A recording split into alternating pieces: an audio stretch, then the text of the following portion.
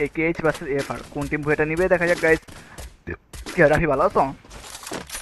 জ্যাককে না হবে না ফিনিশ, এখনো পজিশনে বাট ইএফআর ভার্সেস একেএস থেকে bullet damage try, bullet down দেওয়ার চেষ্টা ছিল ভাই কেসি দেবে। ও নো, চান্স দিচ্ছে না একেএস।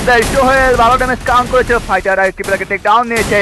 ফাইটার এভেঞ্জারের চার্জ, আরেকটি প্লেয়ার টেক ডাউন, আরেকটি player take down. The solo server player alien বলতে বারবার খাবে।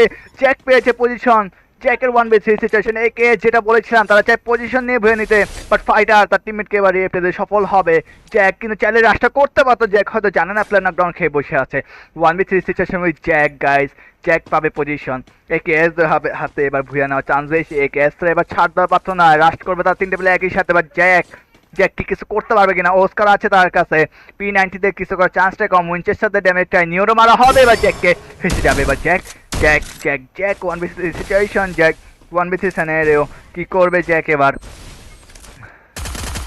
গ্রেনেড মারা হবে, জ্যাকের ড্যামেজে ট্রাই, এফএমএনজিও চার্জ জ্যাকের রাশ, বাট ফাইটার এই শটের সাথে ইজ দ্য গোস টু বুয়া goes to AKS sport. Hashtag open the chat. First ম্যাচটা একেএস স্পোর্টটা দুর্দান্তভাবে বুয়ে নেবে, অবশ্যই কমেন্ট হবে AK sport. Hashtag open the chat guys, দুর্দান্তভাবে তারা ফার্স্ট ম্যাচটা এবার বুয়েটা এনেছে।